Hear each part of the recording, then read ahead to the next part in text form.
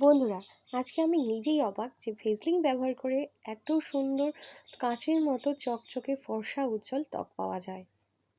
সামান্য একটা ভেজলিন দিয়ে তার সাথে আর কিছু উপাদান মিশিয়ে ত্বকের মধ্যে সমস্ত কালো দাগছোপ একেবারে ম্যাজিকের মতো উধাও হয়ে যায়।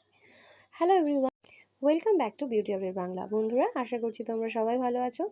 আজকে তোমাদের সাথে শেয়ার করব ভেজলিংয়ের একটা বিউটি হ্যাক। দেখো, আমি এখানে একটা ভেজলিং নিয়ে নিয়েছি।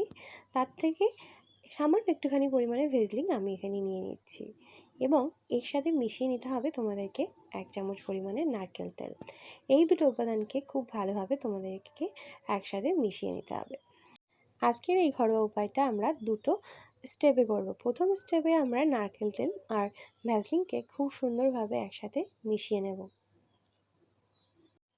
মিশিয়ে নেওয়া হয়ে গেলে এবার এটাকে তোমাদের ত্বকে খুব ভালোভাবে অ্যাপ্লাই করতে হবে। তোমাদের পুরো ত্বকে হালকা হাতে একটুখানি অ্যাপ্লাই করে খুব ভালোভাবে এটাকে ম্যাসাজ করে নিতে হবে। বন্ধুরা, এই ভেজলিন আর নারকেল তেলের এই মিশ্রণটা তোমাদের ত্বকের বলিরেখা দূর করতে সাহায্য করবে।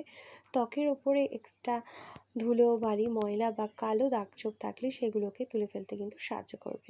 এরপরে একটা তোয়ালের সাহায্যে হালকা একটু গরম জল দিয়ে আমি এই ভেজলিন আর নারকেল তেলটা খুব ভালোভাবে মুছে ফেলবো। এর ফলে ত্বকের উপরে থাকা ডেড সেলসগুলো খুব সহজে উঠে যাবে, যার ফলে আমাদের ত্বক কিন্তু ন্যাচারালভাবে ফর্সা হয়ে যাবে। এবার চলে আসছি দ্বিতীয় স্টেপে। দ্বিতীয় স্টেপে প্রথমে তোমরা নিয়ে নেবে 1 চামচ পরিমাণে বেসন।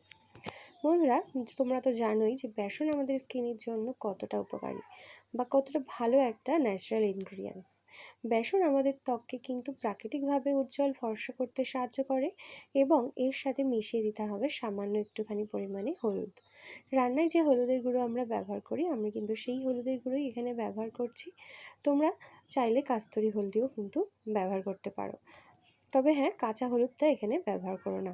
কাঁচা হলুদের ব্যবহার করলে ডাইরেক্টলি স্কিনের মধ্যে কিন্তু অনেক সময় অ্যালার্জি বা র্যাশ এগুলো দেখা যায়। এরপর এর মধ্যে দিয়ে দেবো আমি সামান্য একটুখানি পরিমাণে অ্যালোভেরা জেল। অ্যালোভেরা জেল ত্বকের গভীরভাবে পরিষ্কার করতে সাহায্য করে এবং ত্বককে কিন্তু হাইড্রেট রাখে।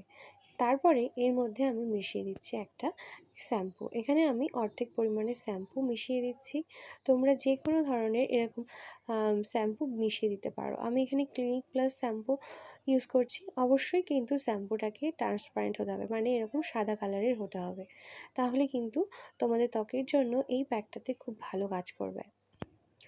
এরপরে এবার এই 3টে ইনগ্রিডিয়েন্টস কিন্তু খুব ভালোভাবে একসাথে মিশিয়ে নিতে হবে। তার জন্য এখানে 1 চামচ পরিমাণে জল ব্যবহার করছি সবগুলো উপাদানকে খুব ভালোভাবে একসাথে মিশিয়ে নেওয়ার জন্য। তারপরে এই প্যাকটা তোমাদের ত্বকে অ্যাপ্লাই করে রেখে দিতে হবে 15 থেকে 20 মিনিট পর্যন্ত। তারপরে শুকিয়ে গেলে হালকা হাতে একটুখানি জল দিয়ে ম্যাসাজ করে ধুয়ে ফেলতে হবে। তো ইনস্ট্যান্টলি তোমরা কিন্তু এই প্যাকটা অ্যাপ্লাই করার পরে দেখতে পারবে তোমাদের ত্বক এক শেড ব্রাইট হয়ে উঠেছে এবং ত্বকের উপরে থাকা সমস্ত দাগ ছোপ ময়লাগুলো সেগুলো কিন্তু একেবারে চলে গেছে।